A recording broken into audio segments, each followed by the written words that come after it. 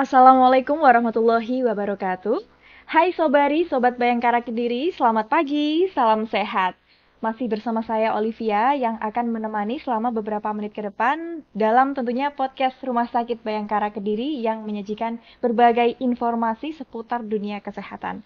Dan hari ini temanya menarik sekali, yaitu mengenal bedah plastik. Selain kita nanti akan mendapatkan ilmu seputar bedah plastik, hari ini saya tentunya bersemangat sekali karena kita akan sekaligus berkenalan dengan dokter cantik, dokter bedah plastik yang baru saja bergabung dengan Rumah Sakit Bayangkara Kediri. Nah, tentunya semua juga pasti sudah pada penasaran semuanya, pada menunggu siapa sih dokter Bernadeta ini, seperti apa sih orangnya. Baik, langsung saja.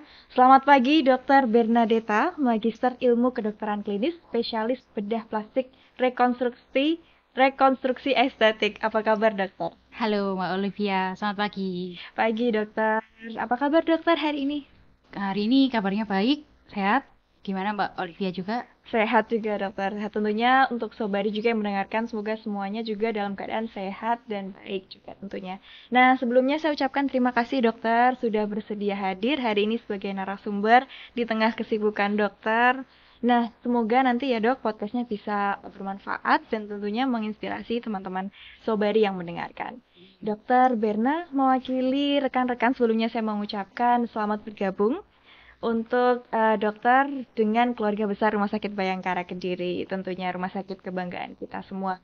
Nah, semoga dokter senantiasa diberikan kesehatan, kelancaran di setiap agenda ke depan nanti dokter ya, dan semoga bisa memberikan pelayanan terbaik tentunya untuk masyarakat khususnya di Rumah Sakit Bayangkara Kediri. Nah, sejauh ini dokter sudah di Rumah Sakit Bayangkara Kediri, sudah keliling ya dok kemarin. Nah, gimana dokter kesannya tentang bagaimana setelah melihat Rumah Sakit Bayangkara Kediri?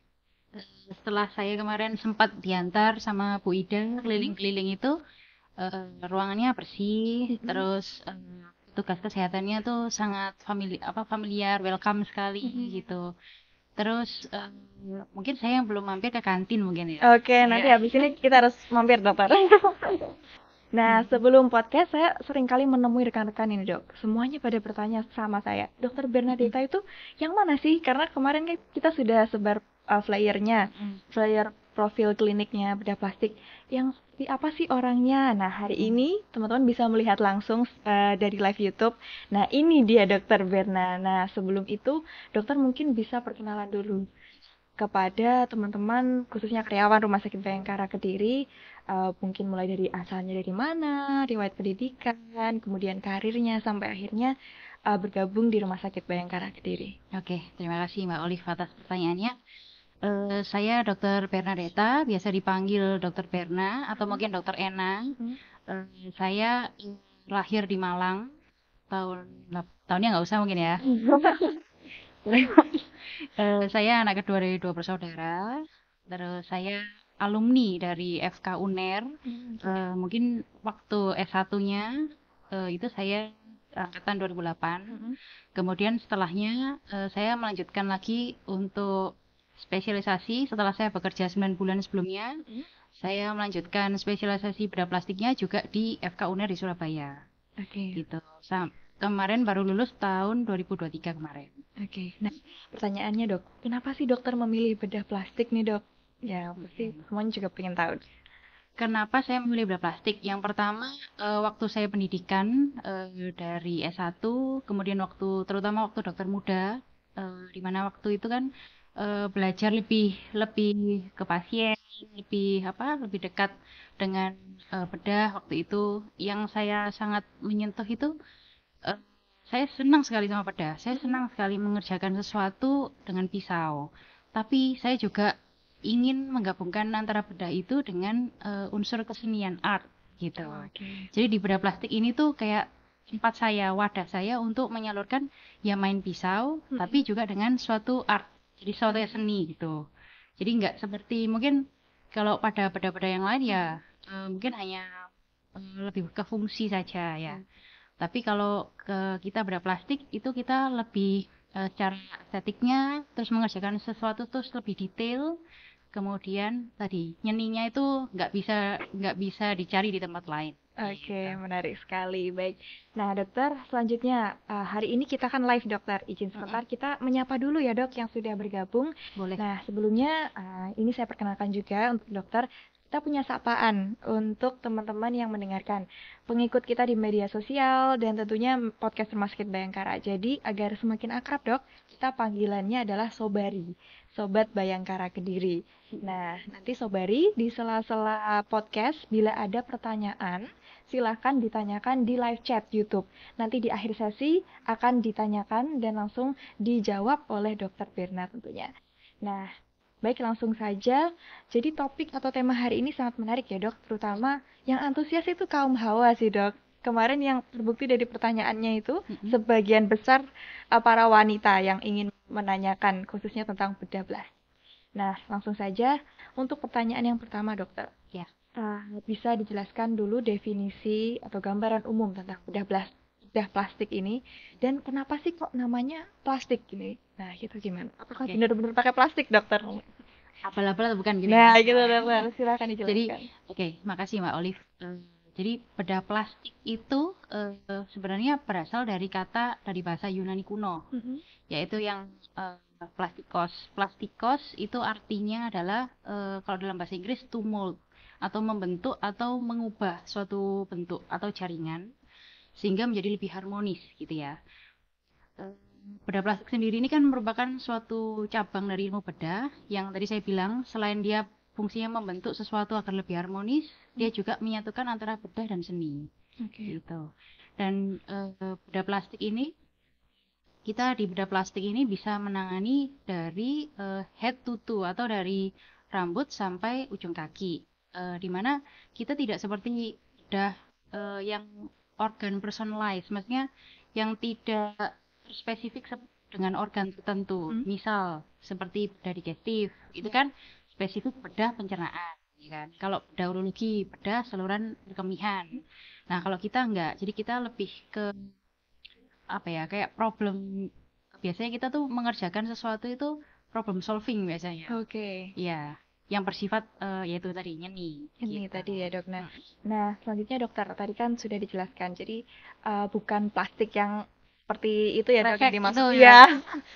Bukan awam mungkin kan begitu, dokter. Nah, jadi ternyata juga ini dokter yang ditanyakan, apakah bedah plastik itu hanya untuk mempercantik saja, Dok? Kan biasanya yang dikenal orang awam adalah yang operasi plastik kayak yang di Korea kayak gitu, Dok. Iya, betul. Nah, apakah hanya untuk mempercantik, Dok? Jenisnya ada apa saja sih? Gini, kalau untuk jenisnya sebenarnya kita tuh banyak ya jenisnya. Tapi fungsi atau tujuan dari bedah plastik sendiri itu terdiri atas dua bagian besar ya. Bagian yang pertama, yang paling mayoritas atau paling banyak itu sebenarnya adalah rekonstruksi. Yang mungkin orang awam tidak terlalu banyak lebih kenal dekat gitu ya. Iya, betul. Tidak terlalu booming lah setengahnya. Kalau rekonstruksi itu merubah sesuatu yang rusak atau trauma atau kecacatan menjadi mendekati normal. Gitu. Kalau yang bagian kedua yang besar, yang seperti orang tahu, estetik, itu mengubah sesuatu yang tidak cacat, tidak sakit atau trauma menjadi atau normal, bisa dibilang normal, menjadi super normal. Super normal. Kan karena kan misalnya Mbak Olive mau merubah hidung yang sudah cantik ini kan, terus nggak lagi tiba-tiba mau dibuat seperti Jennifer Lopez kan, itu kan berarti membuat menjadi super normal. Padahal Mbak sudah normal kan, sudah cantik kan, gitu.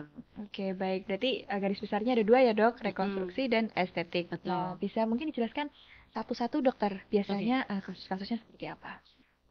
Oke, yang pertama kalau bedah rekonstruksi itu sebenarnya gini, antara bedah rekonstruksi dan estetik ini juga bukan bisa dikelompokkan tertentu gitu ya. Semua tuh saling tumpang tindih sebenarnya. Tapi dari bedah plastik sendiri itu ada 5 sub yang umum ya. Yang pertama itu ada kraniomaksilofacial. Jadi itu mengerjakan tentang bisa trauma wajah ya. Trauma wajah itu baik itu ada luka akut atau luka kecelakaan sampai patah tulang wajah. Kemudian dari kelainan kongenital ya, kelainan kongenital itu seperti ada kelainan bentuk tulang kepala, kelainan wajah, terus kemudian kelainan telinga, ada telinganya kecil atau tidak ada mungkin, terus ada seperti bibir sumbing, dari celah bibir maupun celah gusi maupun langit-langit, atau mungkin juga ada celah wajah gitu. Itu yang kraniomaksilofacial ya, yang pertama. Kemudian yang kedua itu ada microsurgery dan onkoplasti. Kalau microsurgery dan onkoplasti itu biasanya melibatkan, kalau microsurgery dulu ya, itu melibatkan loop kacamata pembesaran itu ataupun menggunakan mikroskop alat bantu khusus. Karena kita mau menyambung kayak pembuluh darah yang kecil-kecil dengan benang yang super kecil, bahkan kalau kita menghembuskan nafas itu bisa terbang benangnya gitu loh. Jadi kan memang harus pakai alat khusus. Terus kemudian kalau untuk onkoplasti, biasanya gabungan ya, microsurgery dan onkoplasti ini biasanya saling berkaitan. Kemudian kalau onkoplasti ini biasanya untuk kita bekerja sama dengan TS yang lain. Jadi misalnya bedah onko, ortopedi, bedah saraf gitu, misalnya kita join operasi untuk menutup defek biasanya. Entah itu defek kecil tapi di tempat yang susah, atau defek besar perlu modalitas lain untuk penutupan yang sebatas, misalnya bisa dengan macam-macam, nanti akan dijelaskan lebih lanjut gitu. Terus yang ketiga itu ada hand surgery, operasi tangan. Kita dari bedah plastik itu mengerjakan hand itu dari pergelangan tangan sampai ujung jari. Itu apa aja yang dikerjakan, bisa dari soft tissue atau kulit luar sampai ke tali pengikat atau tendonnya itu, sampai ke tulangnya. Itu bisa kita lakukan. Terus untuk yang keempat itu ada pembahasan tentang burn and wound atau luka bakar dan luka. Ya, kan luka bakar itu sudah kayak seperti makanan sehari-harinya bedah plastik, apalagi bedah plastik Surabaya. Kan karena di sana ada burn center ya. Itu pada luka bakar itu kita tangani dari akut maupun yang lanjut ataupun komplikasinya gitu. Kalau untuk luka bakar sendiri biasanya kan kulitnya hilang ya, perlu ditutup dengan sesuatu. Nah itu kita bisa menggunakan tandur kulit atau cangkok kulit. Jadi ya untuk modalitasnya. Terus kemudian untuk luka, kalau luka itu sendiri dibagi dua yang bisa kita tangani, luka akut sama luka kronis. Akut itu yang baru terjadi, kronis yang sudah agak lama susah sembuh. Kalau yang akut itu contohnya misalnya pasien KLL ada trauma di wajah gitu ya, atau di tubuh yang lain gitu. Kalau yang kronis misalnya luka itu pressure injury atau ulcus decubitus, pasien-pasien yang di ICU yang tirah baring lama, ada luka di belakang ya, itu. Atau misalnya pasien kondisi stagnan, misalnya pasien usia tua yang karena stroke atau tidak bisa bergerak seperti itu ya. Terus kemudian kalau untuk luka kronis yang berikutnya seperti misalnya diabetic foot, luka-luka diabetes ya. Kan biasanya kan ada boroknya ya setengahnya, itu juga kita bisa tangani. Oke, terus kemudian yang kelima nih, yang terakhir nih, itu ada genitalia eksterna atau kelamin ya. Jadi untuk kelamin ini untuk rekonstruksinya tuh meliputi yang kelainan seperti hipospadi. Hipospadi itu dimana ada kelainan berkemih.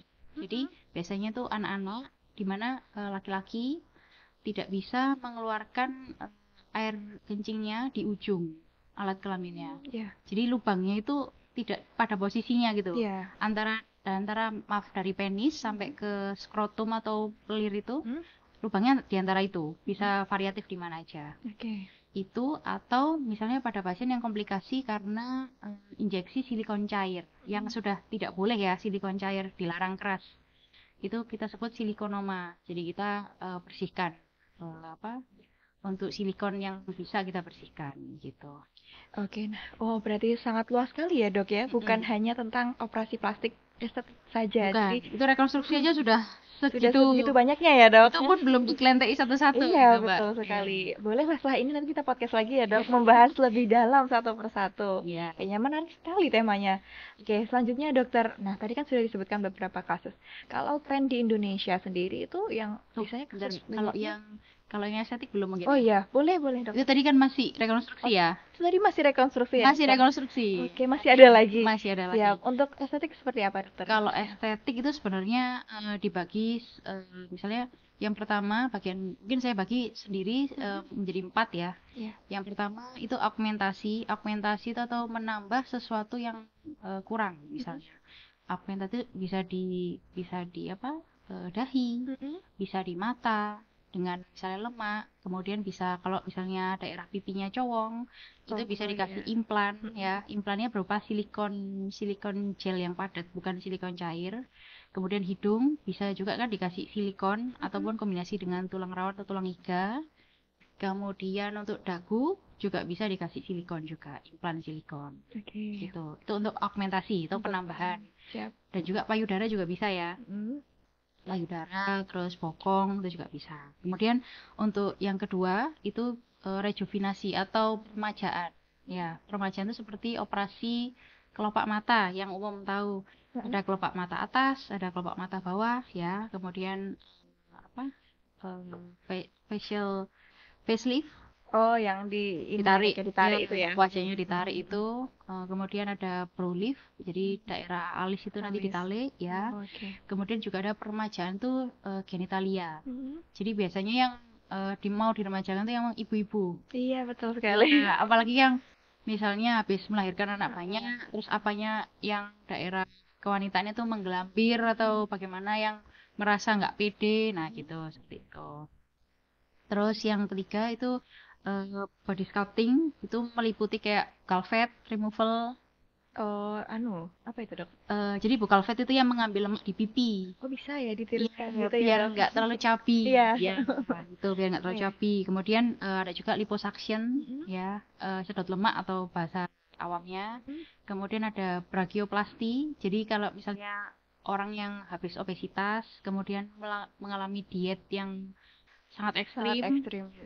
Sehingga biasanya kan di daerah lengan ya gambir gitu. Nah, itu bisa kombinasi si liposuction atau brachioplasty, tapi irisannya mungkin agak panjang kalau dibedah. Kemudian ada tight plasty itu juga seperti brachio tapi mungkin di daerah paha dalam. Kemudian juga ada abdominoplasty atau tummy tuck. Terus untuk lain-lain mungkin bisa ada seperti aplikasi PRP.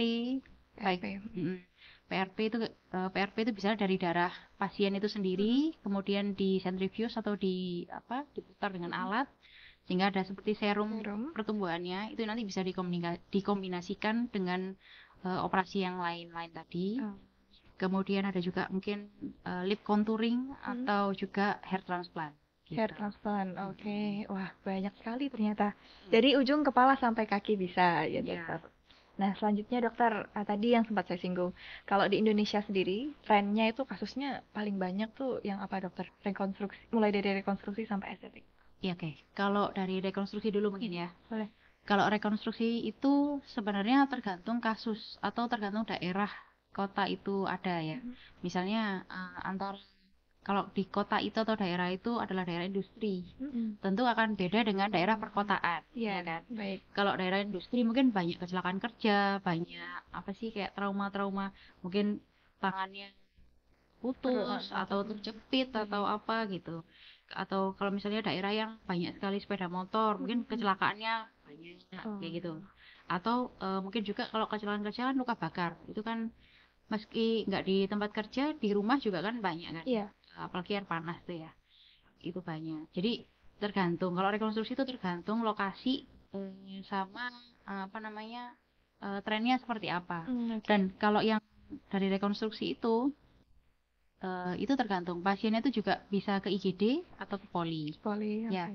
Kalau yang pasien di IGD itu pasti kan yang bersifat agak urgent atau gawat ya, seperti misalnya kecelakaan, terus ada luka luka Iya, sayatan di terbuka mana-mana ya. berdarah gitu ya, Iya. berdarah, terus ada patah tulang wajah, nggak bisa buka tutup mulut kayak gitu, terus nggak bisa melihat misalnya karena apa terlalu bengkak atau seperti apa gitu ya. Terus kemudian mungkin juga luka bakar. Luka bakar kan nggak mungkin kita tangani sendiri. Kalau misalnya luka bakar luas, Iya, kan pasti harus langsung ke rumah sakit segera, betul. ya kan? Terus kemudian hand surgery tadi, kalau misalnya ada apa yang kecepit, kepotong atau kayak apa nggak bisa digunakan, itu kan pasti langsung ke rumah sakit. Kalau yang dari poli, mungkin pasien-pasien yang kadang itu nakal ya pasien Indonesia Iya, itu. Jadi gimana dokter? kadang Maksudnya? tuh gini, kadang udah tahu itu sakit, Mm-mm. udah tahu ada keluhan, tapi nunggu nanti dulu lah, Parah belum dulu. parah ya, Wah, iya. belum mengganggu fungsi gitu. Misalnya kayak ada tumor atau apa, misalnya di dekat mata, Mm-mm. masih kecil, Iya, disarankan misalnya ini misalnya diambil atau gimana, nanti dulu lah, nanti setelah nggak agak besar sakit besar nggak? besar besar, terus mulai ganggu fungsi mata, baru Baru ke ke rumah sana. sakit. Padahal sebenarnya itu kan lebih baik mencegah daripada Betul. mengobati, ya kan? Kalau cuma yang dibuang kecil, mungkin cuma dijahit sedikit aja. Mm-mm. Tapi kalau yang dibuang banyak besar, Mm-mm. itu kan mungkin butuh modalitas lain yang nggak seperti struktur yang di situ gitu. Betul. Mm. Itu kalau yang di poli itu yang kadang pasien-pasien yang seperti itu. Baru parah dulu baru Iya. ke rumah sakit ya, dok. Terus yang kedua mungkin pasien yang mengalami gangguan fungsi tapi masih masih belum gitu gitu. Misalnya kayak pasien Iya. masih bisa menerima keadaannya saat itu gitu loh. Terus yang ketiga mungkin pasien estetik yang Mm-mm. pasti kan. Itu kan nggak gitu. Maksudnya masih kita bisa jadwalkan, kita rencanakan dengan baik gitu. Oke, baik dokter. Terima kasih. Nah, dokter selanjutnya dokter. Kira-kira misalkan ini sudah ada beberapa dari pembicaraan kita tadi, ada yang sudah merencanakan kira-kira setelah ini, aku habis ini harus konsultasi ke dokter Berna deh. Nah, sebelum sebelum operasi dok, kita pengen tahu. Kira-kira persiapan-persiapan ada khusus gitu nggak dok sebelum operasi yang harus dipersiapkan? Sebenarnya kalau untuk pasien ya, yang pertama jangan takut untuk konsultasi ya, Oke. karena apa sih ruginya konsultasi? Kan konsultasi itu hanya kita ketemu dokternya, terus kita tuh menanyakan unek-unek kita. Mm-mm. Gini loh, soalnya kan kita ini bukan apa ya, bukan paranormal. Iya. Kita nggak bisa tahu pikirannya orang kalau orang itu nggak tanya kan. Jadi kita yang pasti konsultasi. Nah, kalau ketemu dokter, kebiasaan orang Indonesia itu cuma jelaskan ya, Iya, ya, iya. ya, ya, ya gitu. Oke. Tapi setelah di rumah, waduh, aku nggak ngerti ini maksudnya gimana. Itu baru kayak gitu ya. Maksudnya waktu ketemu dokter, kalau bisa itu sebelum ketemu itu di Sudah list dulu. disiapkan ya dok. Mungkin di list dulu pertanyaannya apa aja A sampai Z ya. Terus baru nanti waktu ketemu ditanyakan. Nggak apa-apa, jangan takut dibilang wah cerewet ini pasiennya. Enggak, itu kan memang untuk kebutuhan pasien kan. Dan maksudnya biar kita juga tahu gitu loh. Maksudnya pasien ini maunya gimana, terus lebih baik diarahkan gimana gitu. Oke. Terus yang pertama itu ya konsultasi. Terus yang paling penting, terutama apalagi operasi estetik ya, Iya.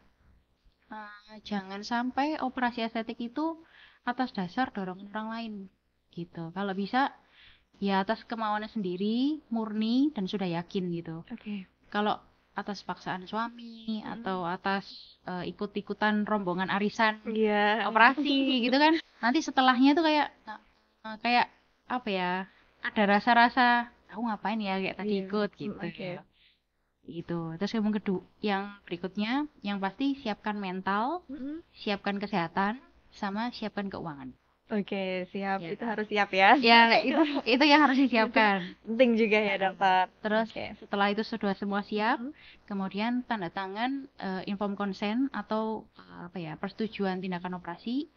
Dan juga nanti akan dilakukan foto preoperasi. Jadi biar tahu nanti Bedanya di mana? ya, sebelum dan sesudah seperti apa gitu sih. Oke, terima kasih banyak. Nah, selanjutnya dokter, untuk prosedurnya sendiri, mungkin salah satu atau beberapa sih yang umum dikerjakan di klinik bedah plastik itu seperti apa? Sebenarnya kalau untuk prosedurnya itu tergantung dari jenis tindakannya ya Mbak ya. Kita nggak bisa maksudnya dipukul rata Iya, kan betul. case per case juga Iya. ya. Yang pasti yang disiapkan tuh kita perlu tanya dulu ke pasien tuh apakah ada riwayat alergi, kemudian ada riwayat penyakit sebelumnya, misalnya seperti kencing manis, terus apa stroke, darah tinggi, jantung, itu kita perlu tahu. terus riwayat penggunaan obat-obatan sebelumnya, apakah dia ada konsumsi pengencer darah atau vitamin-vitamin yang bisa juga membuat darah itu lebih banyak gitu ya. Misalkan itu berpengaruh waktu kita operasi. Kalau nanti belum mestinya kan dihentikan sekitar 3 sampai 4 minggu sebelum operasi obat-obat pengencer seperti itu. Kalau enggak, nanti yang kerepotan saat operasinya tuh saya. Nanti wah banjir-banjir gitu. Dan nanti setelah operasinya bisa bengkak banget gitu. Mestinya yang tidak terlalu bengkak jadi bengkak banget gitu. Kan pasiennya juga takut pasti nanti lebih takut gitu. Terus sama apakah perlu ditanyakan juga ke pasiennya apakah ada kelainan seperti pasien merasa tidak puas dengan apapun dari dirinya. Kan ada kan yang meskipun sudah cantik sudah apa tapi kayak kurang aja. Kayak gitu. Itu perlu dikulik lebih lanjut. Dan kalau memang sangat parah mungkin bisa dikonsulkan ke psikiatri atau dokter jiwa. Kolaborasi dengan dokter psikiatri akhirnya jadinya. Terus juga tergantung juga Mbak, nanti waktu diputuskan itu mau dilakukan bius lokal atau bius umum gitu. Kalau bius lokal ya otomatis persiapannya tidak terlalu ribet seperti yang bius umum. Kalau bius lokal mungkin kita cek darahnya seperti apa, mungkin pakai PTCT aja cukup. Sama ya dari anamnesa aja, sama mungkin alergi obat ada atau enggak ya. Terus kalau yang bius umum ya seperti biasa kita general check up, cek lab, cek foto ronsen, terus konsul anestesi seperti itu. Untuk menyingkirkan hal-hal yang tidak diinginkan. Jadi itu ya Dok ya, pasien harus benar-benar mengerti, paham tindakan yang akan dilakukan itu seperti apa tentunya, dan harus dengan penuh kesadaran tentunya kalau dia benar-benar ready dan siap untuk melakukan ini seperti itu, dan keinginannya sendiri seperti yang dokter tadi sampaikan. Jangan sampai ya. Jadi kalau misalnya paksaan orang lain tuh kadang misalnya suaminya pingin hidungnya kayak orang Eropa tinggi, tapi dia tuh sebenarnya nggak pingin. Terus nanti ke depannya tuh dia kayak depresi sendiri, terus jadi nggak pede keluar. Nanti kalau ditutupi masker itu kan jadi menurunkan kualitas hidup pasien itu sendiri. Meskipun dia cantik, tapi dia nggak pede, buat apa gitu loh. Cuma buat nyenengin suaminya nggak masuk sih gitu. Tanyakan dulu pada diri sendiri sebelum melakukan operasi dan tindakan-tindakan bedah plastik. Tentunya pastikan tadi Sobari mengerti dan paham ya Dok. Jangan sungkan untuk tanya dan konsultasi tentunya dokter. Nah, setelah itu dokter, setelah dilakukan prosedur tindakan operasi, mungkin kita bisa lihat kalau dari selebriti itu habis operasi yang estetik itu biasanya kan bengkak-bengkak, terus wajahnya ada yang memerah, ada itu. Nah, itu pemulihannya memang seperti itu Dok. Kira-kira cepat atau? Kalau untuk pemulihan itu pasti efek sampingnya tuh kebanyakan ya, secara general pasti ada bengkak. Kemudian juga mungkin ada beberapa kasus itu kayak lebam atau bruis ya. Kemudian nyeri. Kan kadang ambang batas nyeri pasien beda-beda. Ada yang dicubit dikit aja udah teriak-teriak, ada yang dicubit kenceng banget nggak terlalu teriak. Itu kan beda-beda ya pasien nyeri. Kemudian kadang ada dari bekuan darah itu kan kerembus jadi kayak warna hitam-hitam. Jadi banyaknya bekuan darah. Terus kemudian ada kalau daerah wajah mungkin kan kayak pembuluh darah dan saraf ya. Mungkin ada juga yang kesentil gitu ya, bagian sarafnya. Senggol atau cedera nerve gitu ya. Jadi mungkin terasanya agak bas atau keringingan gitu ya, mati rasa gitu. Terus juga pasien tuh juga kalau dinasihatin, misal nih rinoplasti ya, kan biasanya setelah pemulihan kan dipasang gips atau di luar pelindung luar itu ya. Nah itu kalau dibilangi jangan dilepas, ya jangan dilepas, jangan di rumah dilepas saja. Dilepas terus mungkin waktu posisi tidur kan tidak sadar, terus miring-miring gitu, terus itunya nanti jadi geser atau gimana. Nah terus nanti besoknya sudah ribut, dok ini miring dok, gimana kok miring. Nah kan sebenarnya kan kalau kita komunikasinya enak, terus bisa diajak bekerja sama antara pasien sama dokternya, itu kan mestinya hasilnya ya sesuai yang diharapkan. Tapi kalau ada salah satu pihak yang ya mungkin nakal gitu ya, jadinya kan kalau ada apa-apa ya ditanggung sendiri gitu resikonya gitu sih.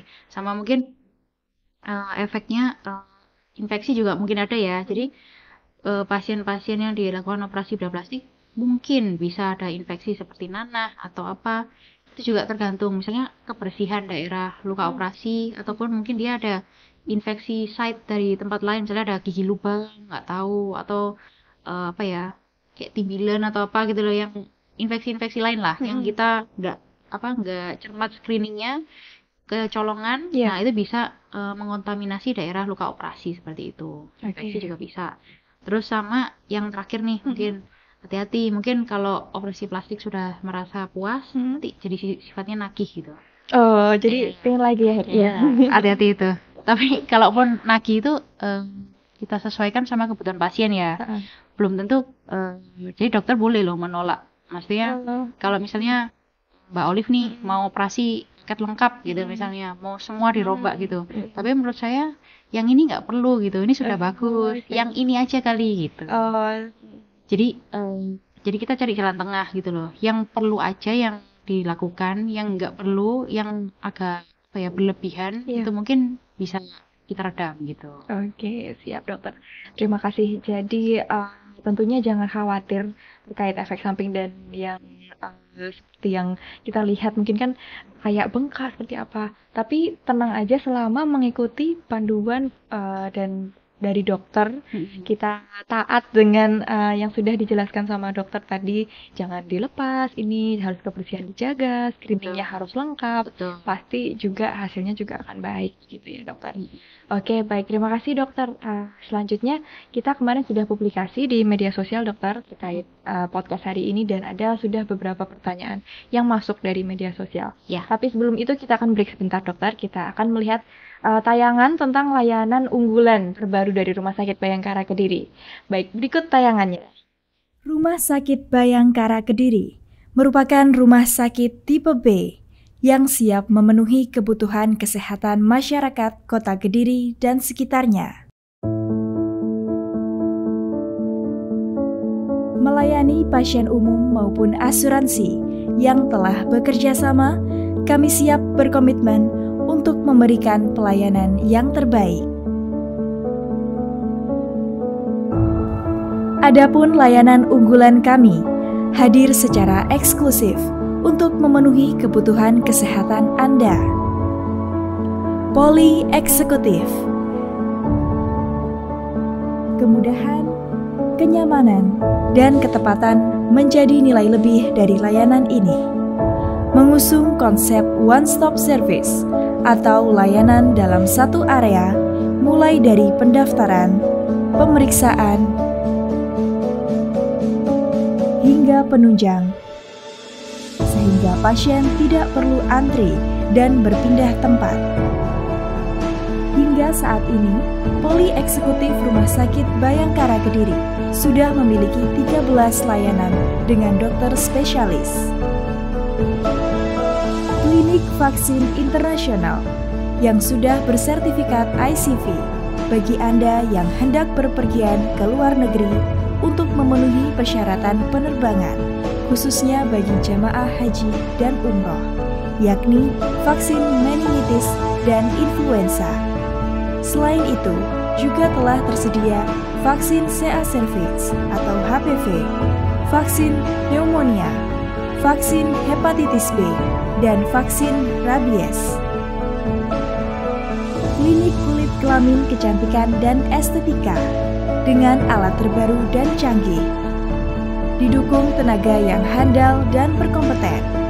Selain konsultasi dengan dokter spesialis, Anda juga bisa mendapatkan berbagai jenis treatment sesuai kebutuhan kulit, mulai dari laser, IPL, peeling, mikrodermabrasi, masas, beragam jenis facial, hingga terapi varises. Rawat inap VVIP Tribrata, servis ruangan terbaik berstandar internasional.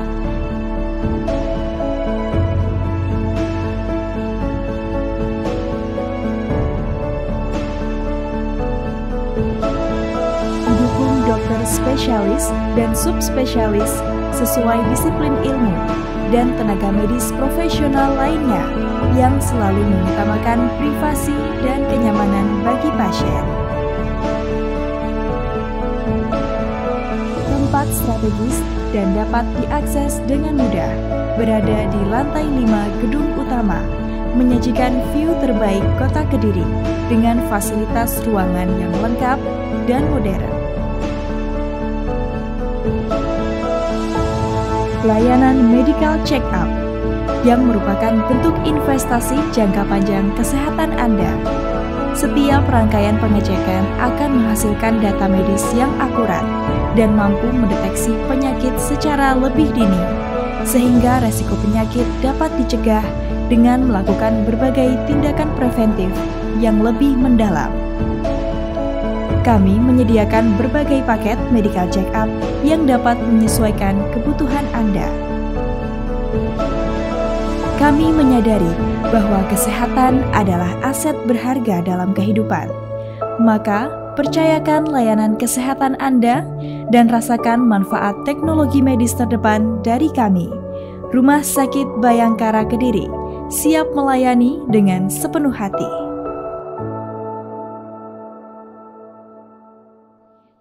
Baik, kita kembali lagi di podcast Rumah Sakit Bayangkara Kediri, masih bersama dokter cantik kita, Dr. Bernadetta, spesialis bedah plastik rekonstruksi estetik. Baik, mohon izin kita lanjutkan ya dok. Ya. Ini pertanyaan yang sudah terkumpul dari WhatsApp, dari sosial media, Instagram, Facebook, dan sebagainya. Oke, yang pertama dokter, nah ini kita pasti pengen tahu, operasi bedah plastik itu sakit nggak ya dok kira-kira? Nah, atau sesudahnya itu ada rasa sakit yang teramat gitu nggak sih dok? Kalau untuk operasi bedah plastik, dibilang sakit atau enggak, namanya aja pakai pisau. Betul. Ya, misalnya main ke dapur, kena iris, sakit kan? Sakit. Ya, tapi sekali lagi tergantung ambang nyeri masing-masing orang. Karena setelah operasi pun pasti kita akan berikan analgetik atau anti nyeri kan, gitu. Jadi jangan khawatir. Maksudnya kalau untuk masalah nyeri juga kan pasti ada dokter anestesi nanti yang akan membantu untuk atau dokter bius ya, membantu untuk mengurangi rasa nyeri, baik itu waktu pembiusan, baik umum ataupun mungkin perlu bius lokal, mungkin SAP atau apa gitu. Jadi saya bisa kolaborasi dengan anestesi untuk pain manajemennya. Oke, jadi aman ya dokter. Aman. Nanti sudah ada anti nyerinya tadi yang dijelaskan. Oke, nah selanjutnya dokter, tadi sudah kita singgung sih ini untuk memancungkan hidung itu bisa apa enggak dokter? Memancungkan hidung? Iya. Ya bisa aja, maksudnya bisa apa nih maksudnya? Untuk itu dok, operasi memancungkan hidung itu bisa apa enggak atau seperti apa gitu dok? Jadi operasi memancungkan hidung sendiri itu kan bisa 3 macam ya. Ada yang dengan implan silikon padat itu, bukan yang cair. Kemudian dengan tulang rawan dari telinga ataupun dengan tulang iga, yang mungkin yang paling sekarang yang jadi primadona itu yang dari tulang iga. Tulang iga dong? Ya, kalau yang dari tulang iga kan pasti harus dengan bius umum atau ditidurkan, karena kan kita akan membuka daerah dada, itu diambil tulangnya, baru nanti dikombinasikan dengan mungkin kalau memang dari iga cukup ya dari iga, kalau perlu dari telinga juga ya dikombinasikan dengan telinga. Kalau yang dengan implan saja atau implan dengan tulang rawan ini telinga, itu mungkin bisa dengan lokal anestesi. Oke, jadi ada macamnya lagi ya dok?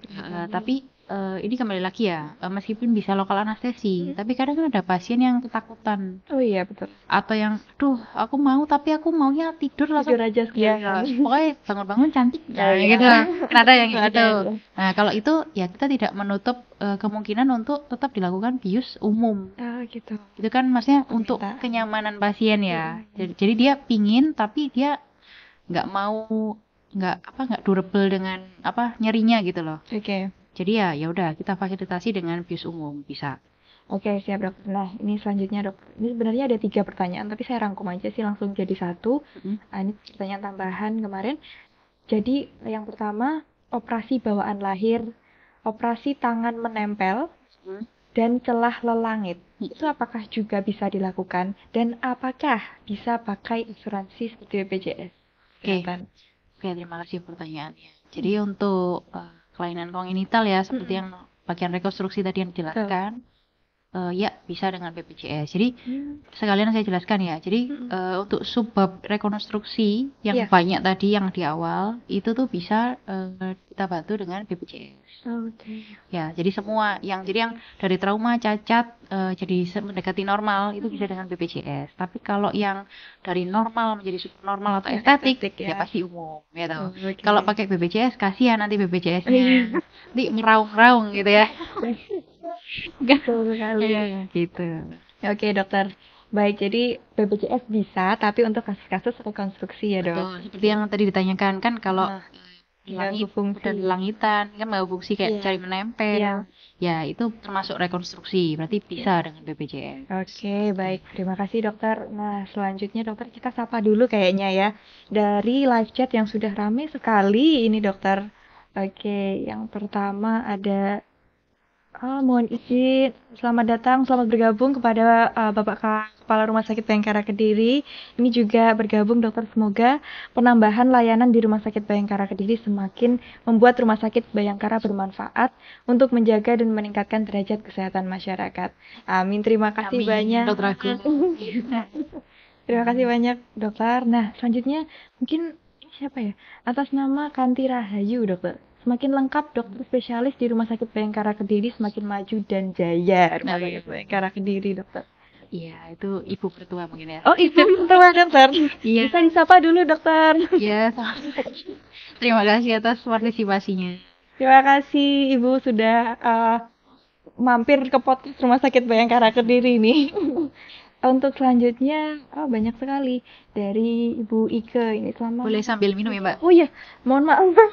Boleh dokter, silakan sambil minum, kita santai saja. Selanjutnya, luar biasa pagi menyaksikan podcast tentang kecantikan yang sangat menambah wawasan. Wow, luar biasa sekali dokter Bernadetta, cantik sekali. Wow, semakin lengkap di Kota Kediri, semakin keren. Ada bedah plastiknya juga. Oke, terima kasih untuk karyawan-karyawati yang mendengarkan sekarang di podcast Rumah Sakit Bayangkara Kediri. Juga mungkin ada beberapa dari pendengar Sobari yang sudah dari masyarakat umum dokter yang sudah bertanya kemarin, akhirnya sekarang memantau nih jawabannya apa gitu. Masih ditunggu-tunggu. Nah kita lanjutkan ya dokter untuk pertanyaannya. Dari live chat kita masih tunggu, bila ada pertanyaan silahkan di aja. Selanjutnya nih, habis operasi dokter, apakah bisa langsung pulang atau perlu rawat inap? Apakah bisa langsung beraktivitas, bekerja atau berolahraga setelah operasi? Oke, kalau untuk itu kembali lagi saya jelaskan seperti tadi ya. Jadi tergantung case by case. Kalau misalnya yang dipilih adalah operasi seperti implan payudara atau abdominoplasti misalnya yang mengencangkan perut, ya tentu jawabannya tidak bisa segera pulang. Itu kan karena kita perlu pantau dulu ya. Jadi kayak misalnya apakah ada rembesan darah ataukah nyerinya terkontrol atau tidak gitu kan. Kalau misalnya operasi yang one day care yang langsung pulang itu mesti misalnya tuh seperti operasi kelopak mata. Oh, bisa langsung pulang.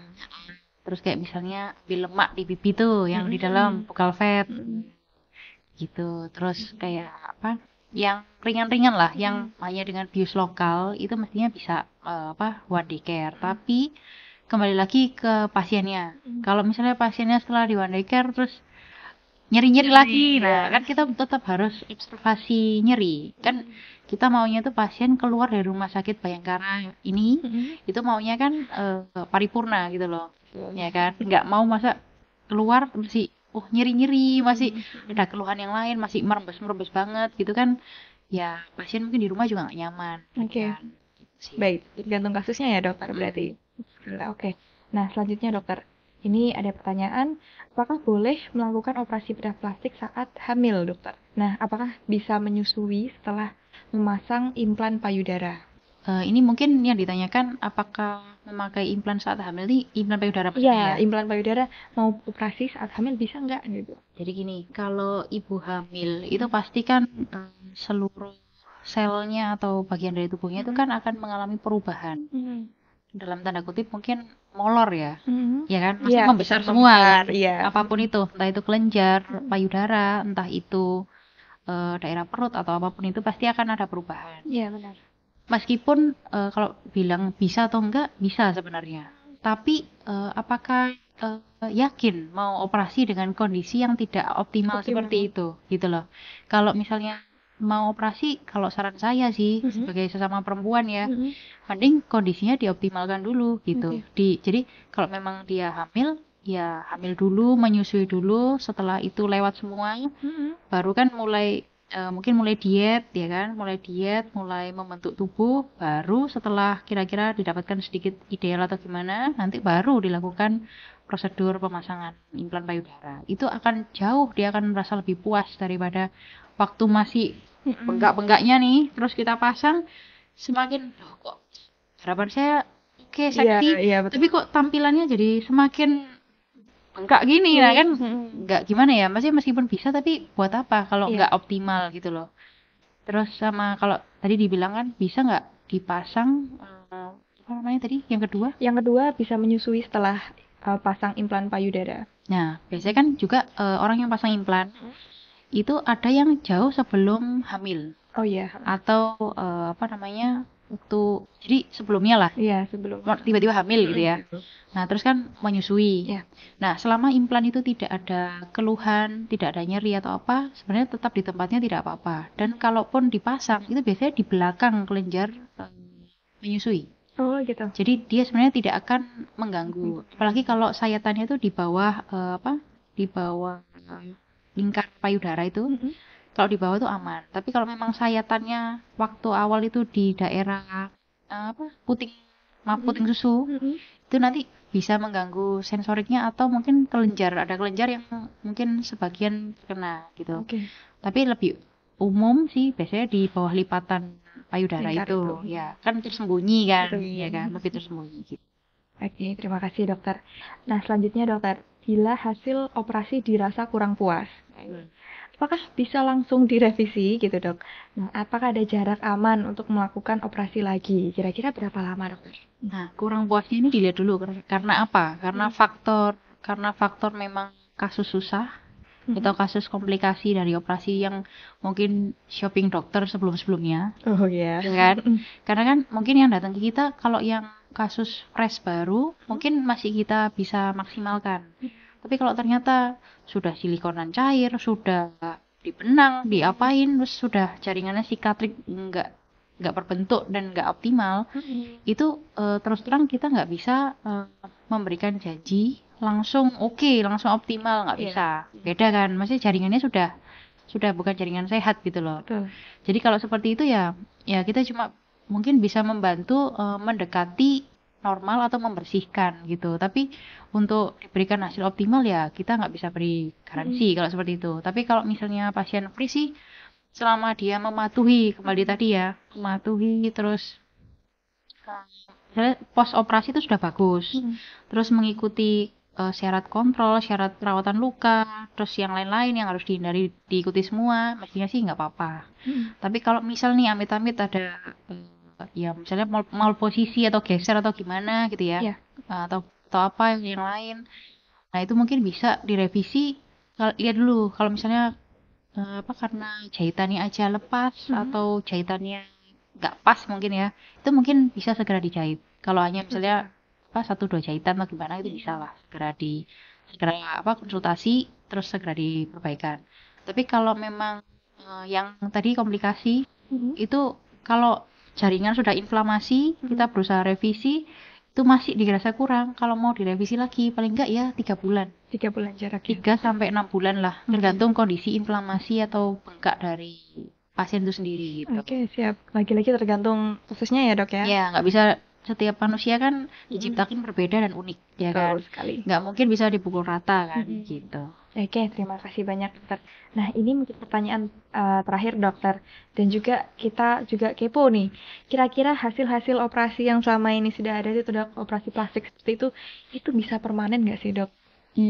Kalau masalah permanen atau enggak, mungkin bukan permanen ya, istilahnya lebih tahan lama. Tapi kalau permanen atau enggak itu hanya Tuhan ya yang bisa. Jadi kalau operasi plastik itu hanya bertahan lebih lama, tetapi bisa bisa tidak bisa berubah itu karena proses aging atau penuaan. Penuaan. Oke. Jadi misal nih sudah dilakukan tarik wajah atau ini abdominoplasti, jadi mengencangkan daerah perut ya. Ya. Tapi makannya ngawur, Oh, ya kan. Terus kemudian wah nggak diet terus dijaga jadi lagi. cempluk lagi gitu kan, jadi gendut lagi. Ya nggak bisa, mau ditarik kayak apapun kalau udah gembung ya gelambir lagi kan. Apalagi dia semakin tua kualitas kulitnya juga semakin apa ya, semakin kendur ya kan. Itu kan pasti akan lebih turun gitu. Ada tipsnya nggak, Dok, untuk itu hasil operasinya biar tahan lama gitu, Dok? Tahan lama ya jaga pola makan, Oke, ya kan? jaga pola makan. Jaga pola makan, kemudian olahraga yang pasti, terus apa namanya, udah sih nggak usah bersyukur atas anugerah yang sudah diberikan Tuhan Itu paling ya dalam diri kita. Jadi jangan lupa apapun yang terjadi dalam hidup kita tuh jangan lupa bersyukur, karena dan positive thinking. betul. Karena kalau kita selalu mengeluh, selalu kurang ini, kurang itu, pingin ini, pingin itu, nggak ada selesainya gitu. Oke, terima kasih banyak, Dokter. Wow. Nah, sepertinya kalau dari pertanyaan semua sudah terjawab, Dokter. Nah, kita jadi tahu banyak sekali wawasan tentang bedah plastik, ternyata sangat luas sekali kalau dibahas. Bukan hanya keperluan estetik, ada rekonstruksi juga. Nah, namun karena keterbatasan waktu kita akan akhiri. Sebelum ditutup mungkin dokter ada tambahan atau pesan-pesan untuk teman-teman Sobari yang mendengarkan khususnya tentang tema bedah plastik hari ini. Oke, kenapa tema hari ini tuh mengenal bedah plastik ya sebenarnya? Karena kan ada pepatah yang bilang tak kenal maka tak sayang. Betul. Ya kan. Jadi kita kenalan dulu biar terus kemudian kalau mau misalnya ada yang dikonsultasikan boleh datang ke poliklinik Rumah Sakit Bayangkara poliregulernya hari Senin dan Rabu. Kemudian untuk poli eksekutifnya mungkin dengan reservasi ya. Oke, siap. Terima kasih banyak, Dokter. Sekali lagi atas sudah menyempatkan waktu berbagi ilmu kepada kita tentunya. Nah, semoga nanti bermanfaat tentunya untuk para pendengar. Selanjutnya sebagai informasi penutup ya, Dok. Bagi para pendengar yang ingin berkonsultasi langsung atau ingin mendapatkan tindakan bedah plastik, Sobari bisa langsung mendaftar ke poliklinik untuk jadwal prakteknya Dr. Bernadetta di hari Senin dan Rabu. Sekali lagi saya ulangi, untuk jadwal prakteknya di hari Senin dan Rabu jam 9 sampai 11.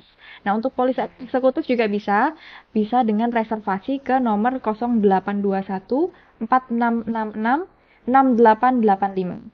Oke, jangan lupa untuk di-share untuk teman-teman yang kira-kira membutuhkan, kerabat, saudara, di-share informasi ini dan podcast ini tentunya. Dokter, sekali lagi terima kasih banyak. Nah, Terima kasih Mbak Oli. terima kasih. Akhir kata mewakili panitia yang bertugas, kami pamit undur diri. Sampai jumpa di podcast Rumah Sakit Bayangkara Kediri berikutnya. Salam sehat, selamat melanjutkan aktivitas Sobari. Wassalamualaikum warahmatullahi wabarakatuh.